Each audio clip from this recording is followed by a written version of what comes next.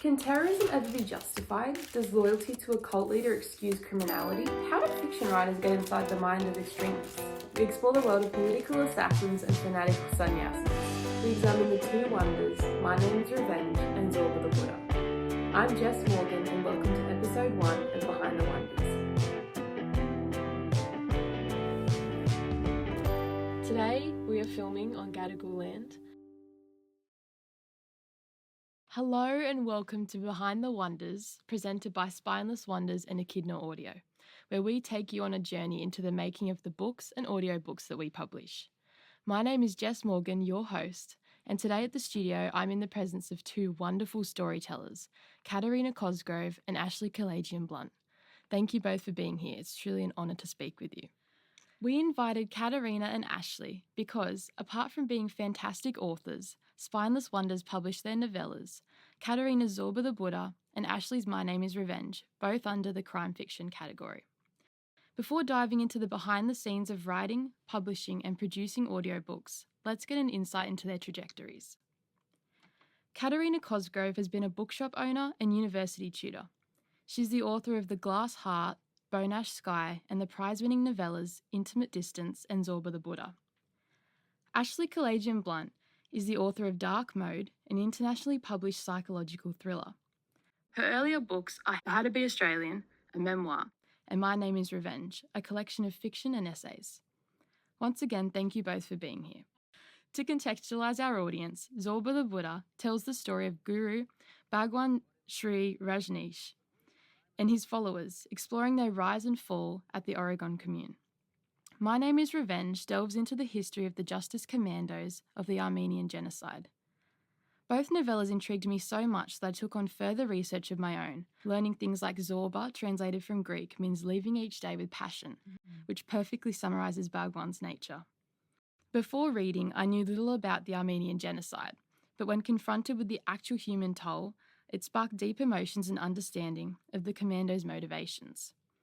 Additionally, upon seeing Osho's face and reading about him, I found myself fascinated by his beliefs and prevailing allure. Both Zorba the Buddha and My Name is Revenge delve into intriguing and impactful historical events. I want to start with you, Ashley. Firstly, let's start by listening to the opening of your essay, Writing Violence. Although the characters are fictitious, I drew the plot from true events. The assassination of the Turkish consul-general and his bodyguard in Vaucluse, Sydney, in December 1980, was part of a series of international terrorist attacks. The Justice Commandos of the Armenian genocide were a real group. They and similar groups committed dozens of acts of terrorism across Europe, the Middle East, and North America, as well as in Australia, from 1973 to the early 1990s. The details about the Sydney assassination, including the use of the Honda 500, the escape route, and the offer of a $250,000 reward, all come from newspaper reports at the time. The assassins were never caught, though there are faint whispers in the Armenian-Australian community about who they might have been. A second attack, a car bombing, took place in Melbourne in 1986. The bomb went off early, and only the bomber was killed. So, I'd like, if you can, to share with our audience what drove you to write your novella and explore this particular event. Well, my great-grandparents were survivors of the Armenian genocide. They ended up in Canada in 1920, and my father, who was their grandson, was in the Canadian military. So I never grew up around my Armenian family. I learned about their experiences when I was a teenager, and that made me really, really interested in the genocide because we'd never learned about it in school. You know, we learned about the Holocaust of World War II, but this was kind of this hidden, almost secret history that I was really intrigued to know more about and to understand what they'd lived through. So I spent actually a lot of years researching and writing a book about modern Armenia, the genocide, my great-grandparents' story, And then I tried to get that book published in Australia. And it got to the point where publishers, it was being shortlisted in unpublished manuscript awards, and publishers were requesting to read the whole thing. But basically, they would come back to me and say, oh, the writing's really good, but we can't publish a book about Armenia in Australia because there's no audience for it. Like, people just aren't interested in this history. So in the course of my research, I had learned about these terrorist attacks, and they were even like lesser known than the genocide. Like, there's a lot of books on the genocide, but there's only one that I could ever find in English on the terrorist attacks, even though, this is like the CIA has listed over 200 what they call actions, which are, shootings and bombings that took place around the world during this time. It was a major wave of terrorism.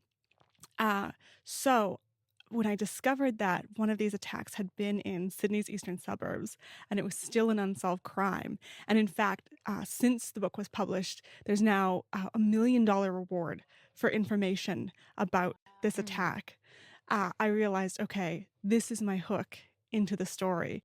This is how I can get Australian audiences interested. Absolutely. And it must be so special but intriguing to be doing something so personal and close to you as well, like this family history. Well, this was the other thing, is when I learned about these terrorist attacks, I realized, I've been hearing a lot about terrorism since 9/11, and you hear about it in the news, and I'd never really connected in any personal way to the terrorist motivations. But as soon as I learned about this terrorism, I realized I intimately understood why these men had taken these actions, because it was the exact same motivation that I had for the writing I was doing. So very, very different methodologies, but the exact same motivation. I couldn't imagine, I don't know, being able to explore. It's weird to think that something like that isn't expressed enough, because certain events, I guess, take more of the front seat, but Yeah, it is interesting which histories end up being told and which histories end up being pushed aside, but it is, in this case, it's very much because the Turkish government has never acknowledged this history, and that's not a passive thing, that's a very active thing. They have a multi-million-dollar budget specifically for the denial.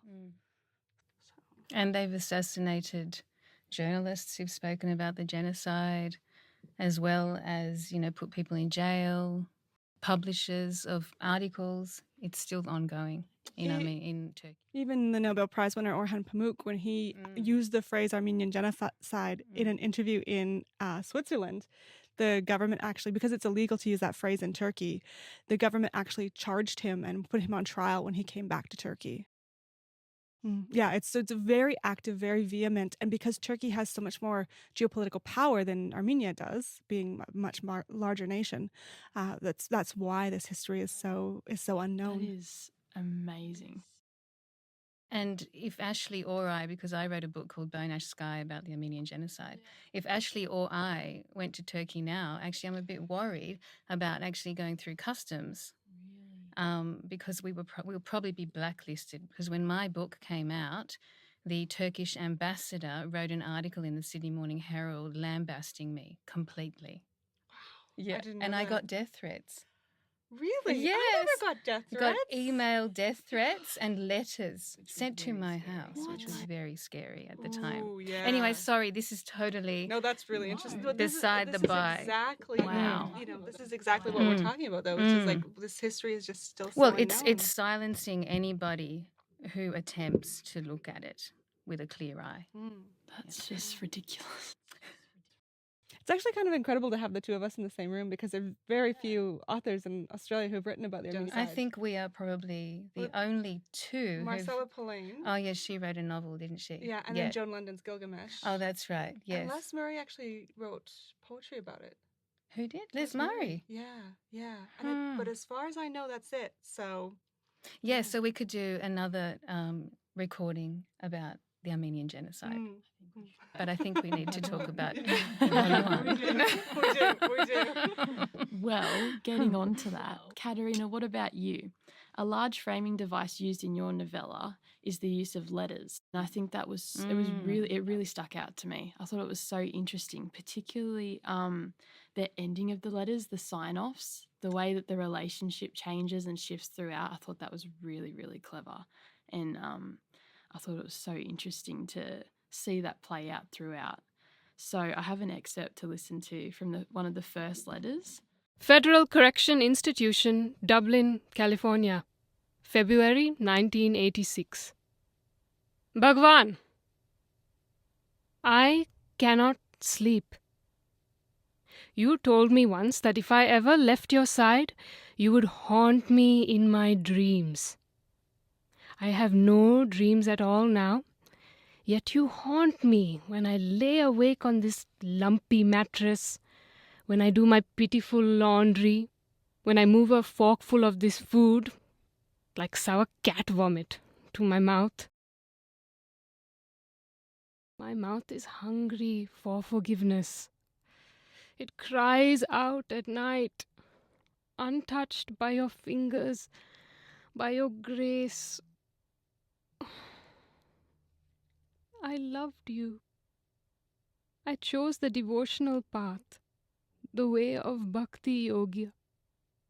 You told me it was the only way to know you, to be in a true love affair with the master. You call me selfish all the time now. Once you loved my selfishness. I teach selfishness. I heard you say it over and over in your discourses. I even heard you in my sleep as I napped at the foot of the dais under your feet. But I was not selfish. I was selfless. For you. Everything I did was for you, your well-being, your safety, your life. I had no life of my own. Now you have pushed me away, and I am a broken doll, limp and flattened. Is this your new sadhana for me?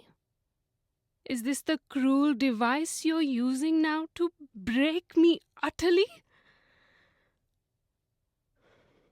Please reply. I am in agony. Your servant, Ma Anand Sharabo.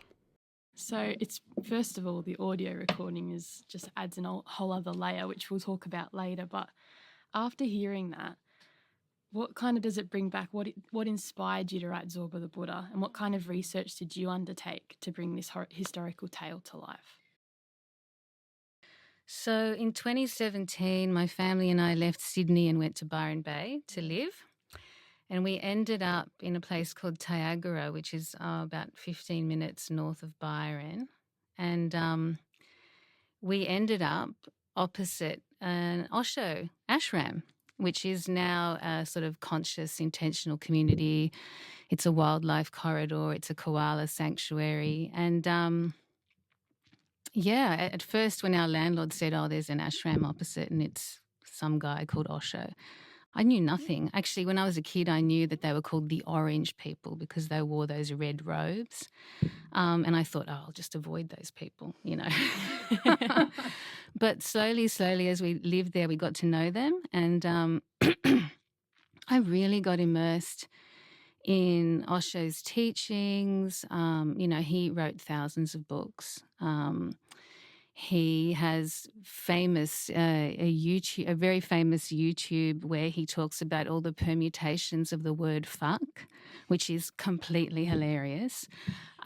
He taught lots of different types of meditation, like mystic rose meditation that takes, weeks and weeks, dynamic meditation, which they do every morning at that place, that ashram, every dawn, which I tried a couple of times. And dynamic means completely dynamic. It's an hour of a full-on workout.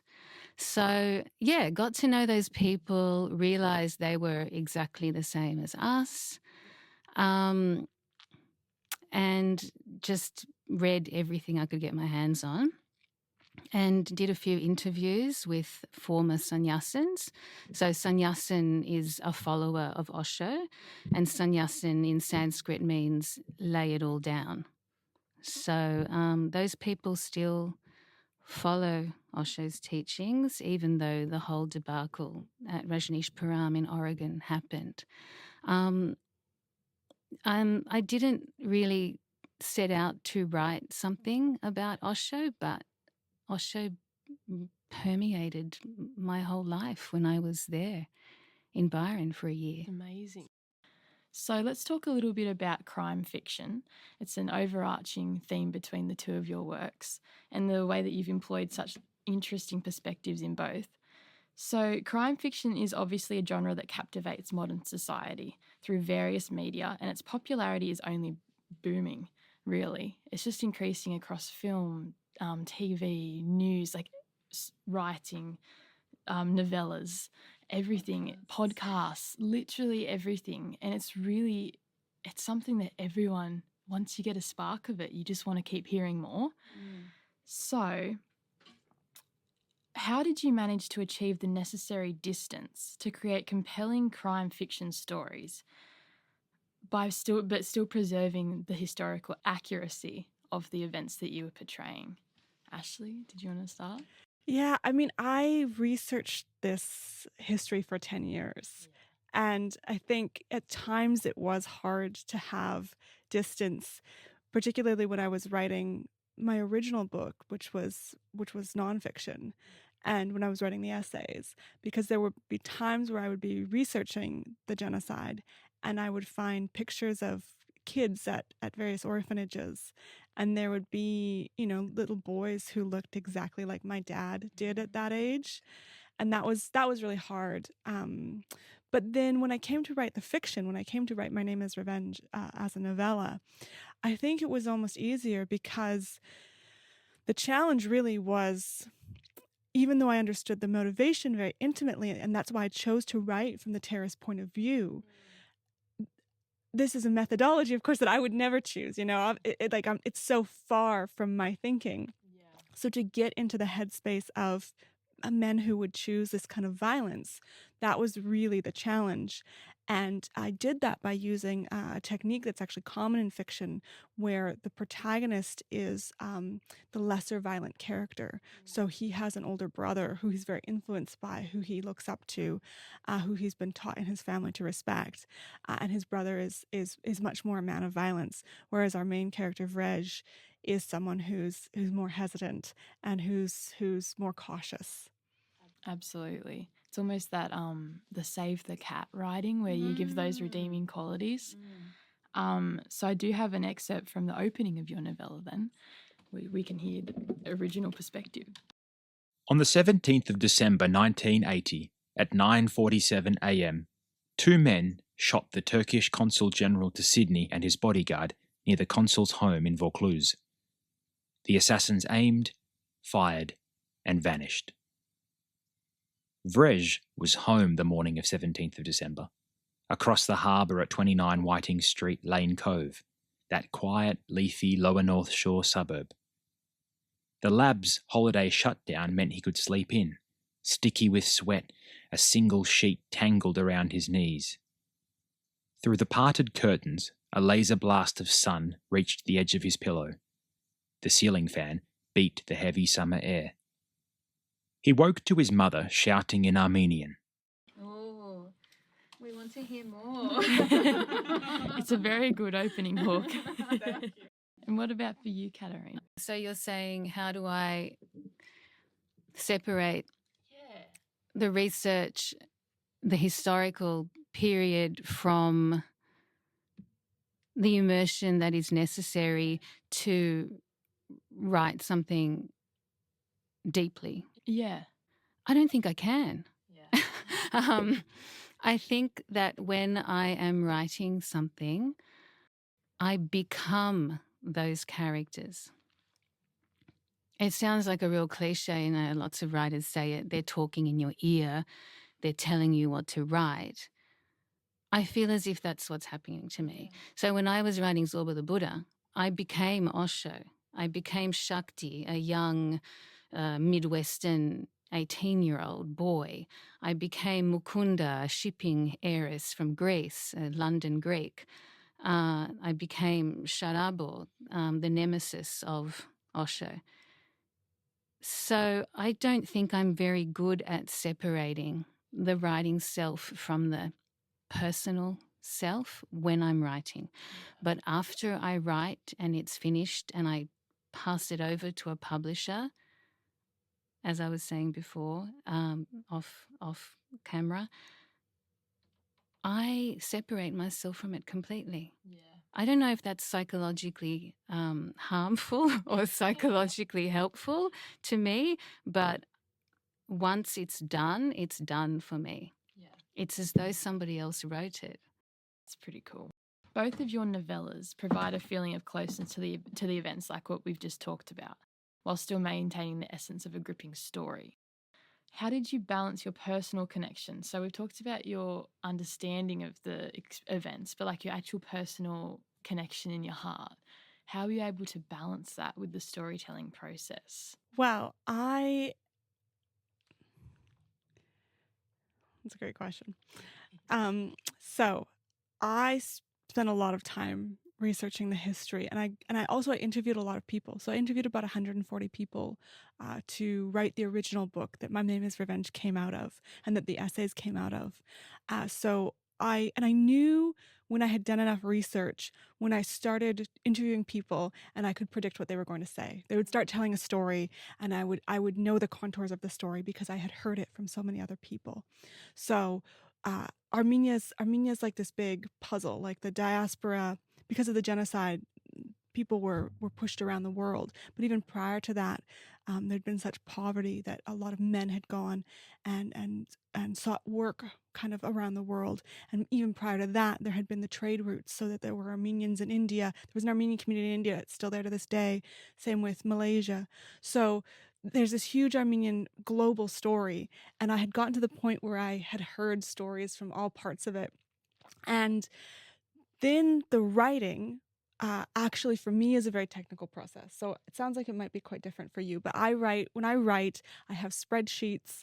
I get a lot of feedback quite early on. So I have 2 writers groups where I send out works in progress. We discuss. I get a sense of how they're understanding the story. I go back and I rework. So the process is quite technical. So I think I balance those 2 things within this approach that I take. Wow. Have you finished? Yeah. So, touching upon what Ashley has just said, yes, our processes are so wildly different. So, balancing the heart with the head, when I'm in the process of writing, I'm almost in a trance like state. And it was even more so when I was younger. So, when I was younger, I wouldn't even do a rough outline. I wouldn't, now at least I know, vaguely what the plot structure is of what I'm writing. Chapter by chapter, I'll sort of figure it out. Obviously, it changes as time goes on. But when I was younger, I would just spew it forth in this stream of consciousness and then start cutting and pasting and whatever. So that is a really difficult question for me, balancing the heart or the personal connection with the research and the structure and the technical aspects of writing. I'm not quite sure I know how to do that. In the case of Zorba the Buddha, I think the only way I could have written that novella was to live that life. So obviously I didn't end up in the ashram or in Oregon or in Pune, but I had to go to Gondwana, to that ashram that was across the road from my house quite often. I had to sit there in silence and just soak it in and meet with the people and get a feel for them, invite them over to dinner, do the meditations that Osho had prescribed for people, and really feel it in my body, I suppose. It's amazing how you're it's not just a physical reaction to things, it's this like mental and spiritual kind of feeling when you're understanding, like, I don't know, you empathize with the situation or you learn more and you feel like you've just been enlightened by something. Actually, it probably is a spiritual experience for both of us, because why else would we do it? I mean, it's such a thankless task, writing. We're sitting alone in a room day after day. I mean, we have our writers' groups and we have our dear readers and whatever, but mostly we're alone. So there has to be some transcendental quality to it, something beyond what is right here, right now, for us to keep doing it. And what drives us? I don't know. Well, for me, it's like that connection of, like, for example, you were talking about meeting people, having them over for dinner. I got to interview all of these people. I got to spend 2 months traveling in Armenia and get to connect with my family's heritage there. And so, and those were things, I could have done just recreationally, but because I was building towards this project, it was so much more meaningful. Like it was very much more directed because there was this outcome at the end. That's so it's so special to have those connections. I do have an excerpt now from Katerina's essay. We all thought they were a cult. They were scary, kidnapped people, took their money and wouldn't let them leave. I grew up Greek Orthodox, Sunday school every week, Byzantine icons in every room, the oil lamp and frankincense lit before church. Gurus were anathema. According to my mother, non-Christians wouldn't necessarily go to hell, not knowing any better, but we couldn't be sure. Even non-Orthodox Christian denominations were not immune to hellfire, so to renounce everything and follow a guru was unthinkable. And Bhagwan Sri Rajneesh, or Osho, as he later called himself, was a guru like no other. He was called the most dangerous man since Jesus Christ, confronting, provocative, outrageous, even offensive. He trampled on sacred cows. He made fun of bishops, monks, and priests of all religions. Notoriously, he called Mother Teresa a charlatan and hypocrite, and Mahatma Gandhi a mere businessman. He called Pope John Paul II the Antichrist. He made fun of fundamentalist Hindus who drank their own urine and famously said, "Esoteric means bullshit." He was the anti-establishment leader of a rebellion unlike any other. I just think that perfectly summed up his attitudes. His I thought it was funny too. Yeah, he was hilarious. Yeah. Yeah, and he knew he wanted to do that. There's a famous video of one of his sanyassins asking him some profound question. I can't remember what, something very esoteric. And he said, "Baby, my aim in this life is to confuse you."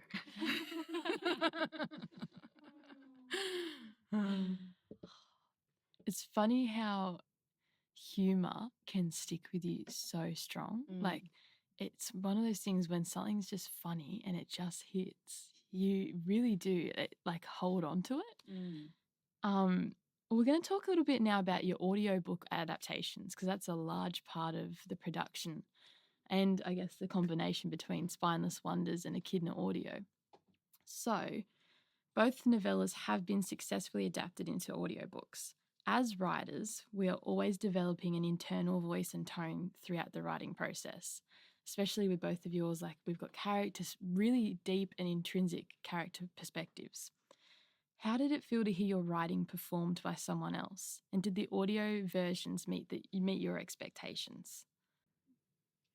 I loved the audio adaptation. Yeah, it was so great to have a professional voice actor bring those characters to life, because I have been listening to audiobooks since they were on cassette tape and listening to professional voice actors tell some of my favorite stories and read some of my favorite books. So to have that brought to my own story was really like magic. And then to get to narrate the essays myself and to bring my authentic voice to that personal experience, I think was the perfect combination. Definitely. And the use of both of you having essays attached, I think that was so important. The novellas stand fantastic on their own, but having that extra sense of understanding for the audience, I just found there was so much contextual support there, but also just a personal understanding, which was I really appreciated as a reader and as a listener as well. How about you?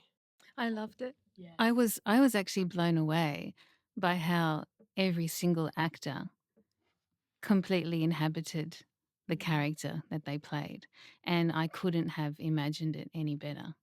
And I mean, I have some favorites, but they're all incredible. And it's funny that it did become an audio drama, a play in a sense, because when I was writing it, that was the image I had in my mind of all the characters waiting in the wings and then coming out onto a stage to say their piece and then going back again.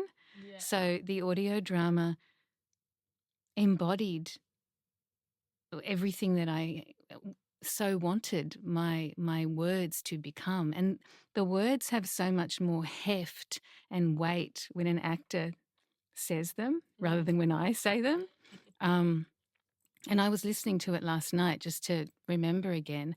And it is an almost perfect work of art. It is amazing. And I'm so, so grateful. Yeah, it's amazing because I read both of yours first before listening to the audiobooks. And you're right, the way that it comes to life and you can being able to hear the different voices and this distinct change is really, really important in continuing to keep the story flowing as well. And just picturing it. You can even almost visualize as well at the exact same time, almost like a movie in your head while you're listening. Yeah, that's how it was. And as a writer, we try to make each character we write distinct from the other character as much as possible. And then seeing that pushed to its nth degree by an actor is probably one of the best experiences I've ever had as a writer. Yeah. So the next question was, when listening to your audiobooks for the first time, did you experience them as an audience member or did your author mindset take over?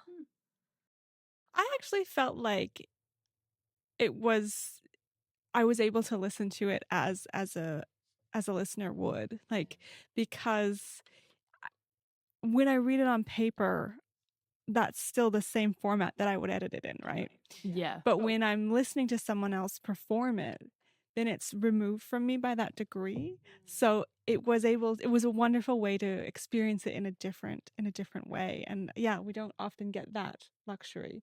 So it is very exciting. And it was my first audiobook, so that made it extra special. Yeah, same with me. It's the first time I've ever heard my words interpreted by an actor.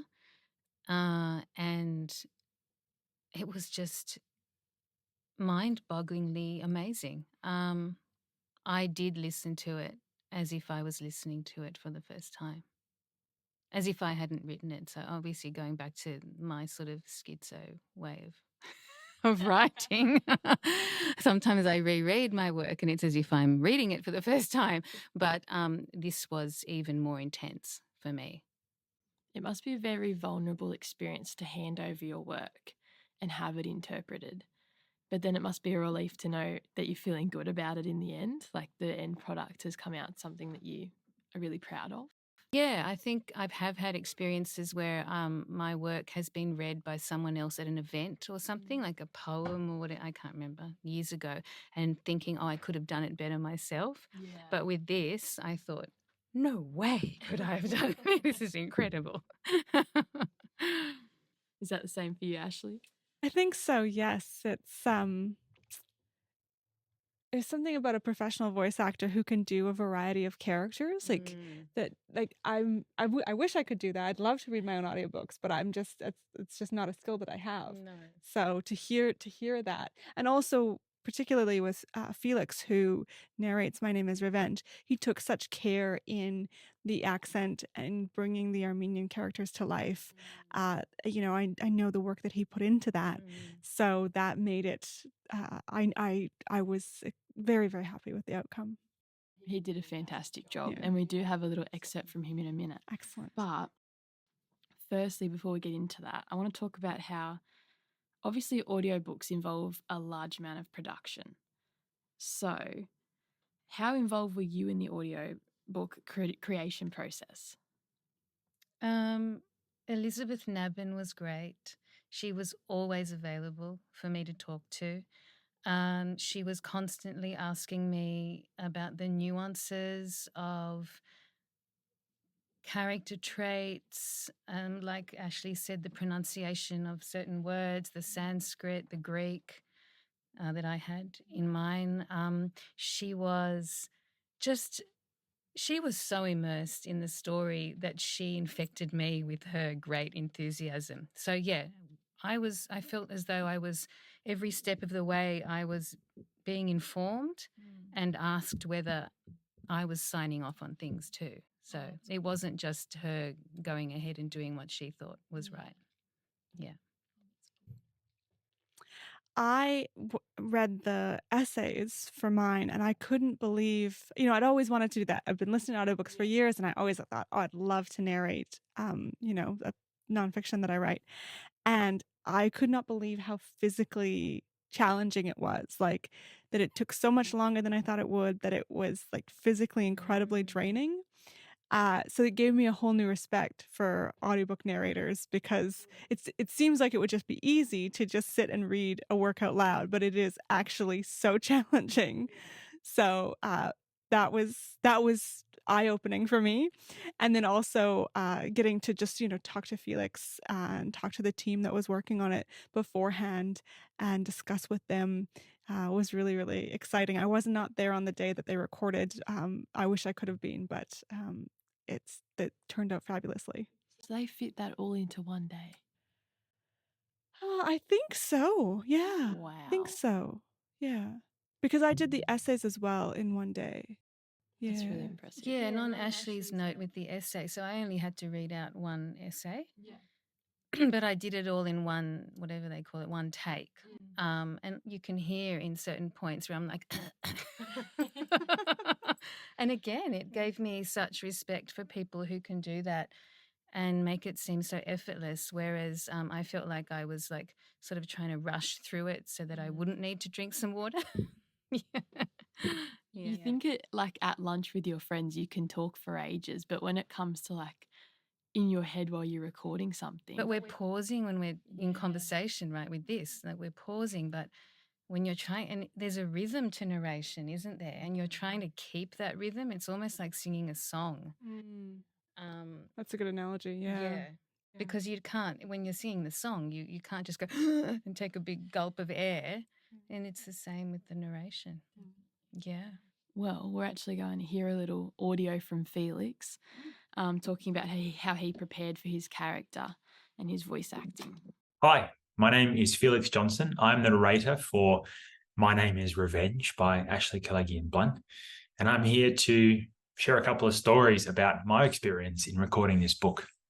I had a great time working on this little novella, but it wasn't without its challenges. For me as an actor, this was my very first audiobook, and while the audiobook isn't hugely long, there's a lot in it. I play 9 different Armenian characters, let alone all the other ones that are of Australian descent or other nationalities. And for me, not being Armenian, having never done an Armenian accent, that posed a pretty, daunting challenge from the outset. I also felt a bit of a weight of responsibility. I didn't know too much about the history of the Armenian genocide under the Ottoman Empire, and or indeed about any of the conflict in that between Armenia and Turkey and the ongoing nature of that. So I felt a bit of a pressure of responsibility to make sure that that story was brought to life and given that clarity that Ashley does so well in her writing to balance that history and then the fictional and engaging aspect of the story as well. I think the tension that Vrej, our protagonist, feels all the way through the book about the decision that he wants to make to either act or not act is universal. And I think there was a real challenge as well in playing that with nuance and helping the audience go on that journey, which is ultimately a quest to belong, I think, really more than anything else, and finding out where his place is in that world. So there was a lot of interesting challenges to dive into from the outset. And to do that, I was lucky enough to have some connections back to my old acting school, WAPA, the Western Australian Academy of Performing Arts. And I connected with my old voice coach, Julia Moody, who was able to advise me on some of the tactics to employ when you've got to play a number of different characters, employ a number of different voices. And her number one tip was make sure you record standing up, because it's really important to try to get each character into your body, give them some kind of physicality, so that then when you drop into that body or that different position in the room, it helps you get into the different voice. And that was a really, interesting piece of advice, and something that I definitely stuck to and did record standing up, did drop into different characters as I was recording, especially when I have quite difficult scenes where two different characters would be talking to one another, or sometimes more, sometimes three, and you'd have to be chopping and changing between the different characters. So if you had a camera in the room as I was recording, you might see me doing some kind of strange things. I was also really lucky enough to have Julia refer me to someone that she knew who worked at SBS as a broadcaster for the Armenian part of SBS, Vahe Kateb. And he was very lovely. He has an authentic Armenian accent. His wife as well also is from Armenia, from a different part, actually from closer, I believe, to where the characters in the book originate.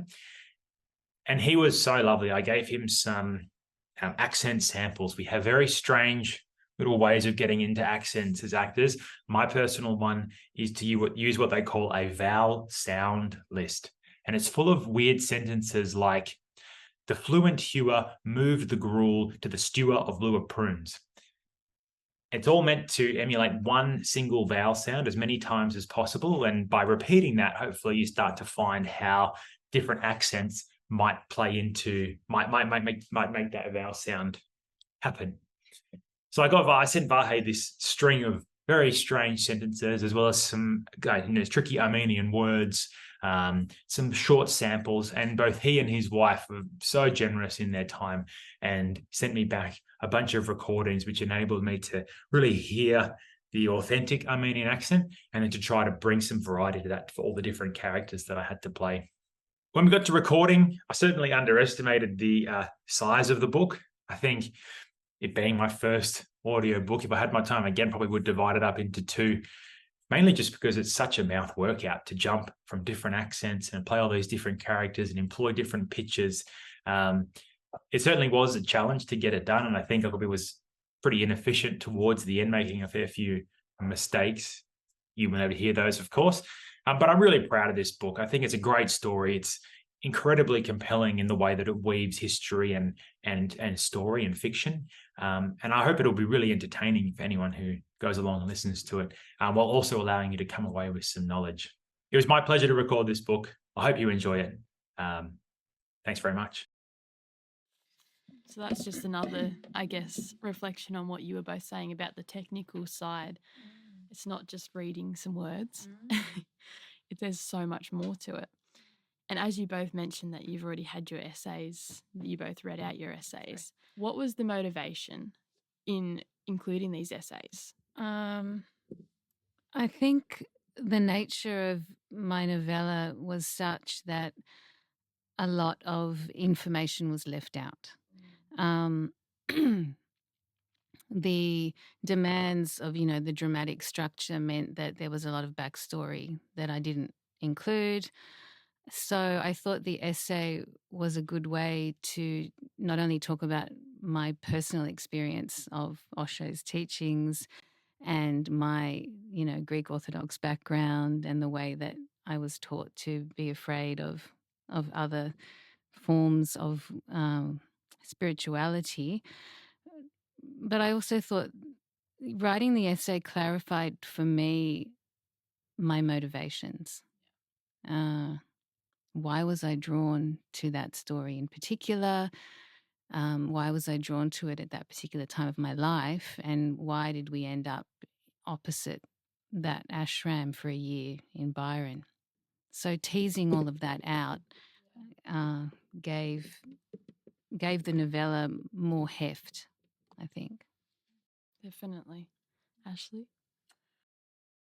I had spent all these years researching and writing about the Armenian genocide, and I had just had so much information. But I think the key thing that I wanted to get across was that the Armenian genocide was the blueprints for the Holocaust of World War II. And we all study the Holocaust, and rightly so, it's very important history. but we're not getting the full picture because we're not understanding how it came to happen. It didn't come out of a vacuum the way it's often explained in history class. And I think having this history of the Armenian genocide is so important. And that's what I wanted to get across to people was this history is very important to how the 20th century unfolded. And it's also something that is not uh, relegated to the past. It is something that is still playing out today, as in the assassination in Sydney's eastern suburbs, as in the bombing in Melbourne. These are events that have affected people's lives in Australia. So I wanted to have the story there as this hook for people to get really interested. But again, you can't pack all the historical backstory. You know, a story isn't a history lesson. As much as it can bring out some of those details. So I wanted the essays there to, once the story has gotten you intrigued, now the essays are just patiently waiting for you at the end to say, okay, now let me explain how all of this came to happen, how I came to be writing about it. And one of the essays actually traces the world history of genocide from its earliest origins through to the present day. And it's kind of incredible to think about how genocide has developed alongside humanity and alongside civilization in terms of how we use our technology to deploy it. The Armenian genocide was very important in that because it was the first use of train lines to move people to their death en masse, the first use of telecommunications technology to coordinate. And so we see... Yes, exactly. Yeah, and the first use of gas chambers in the rudimentary form of caves. So it's interesting and important to, I think, have that broader understanding. And so many readers have come to me and said, I feel so bad that I never knew about this until your book. And I always say, like, I don't want you to feel bad about it. I'm just glad that you know about it now. Like, that's why I wrote this. And just on Ashley's point, when she said nobody, nobody realizes that the Armenian genocide was the blueprint for the Holocaust. I remember when I did my research for Bone Ash Sky, there was a chilling quote from Hitler where he said, "Who, after all, today remembers the Armenians?" And he said that in September 1939, right before his army invaded Poland. Wow. It gives me shivers still. Oh my gosh. It's so intriguing how history plays into so much of what we experience now and into literature, and how it's feeding into learning about this repetitive nature of humanity in a way. It's this constant cycle Yes. of behavior and we don't attitude. learn. No. We don't learn from history. No. Well, we also have an audio clip from Zorba the Buddha actress Vaishnavi, so I thought we'd play that now.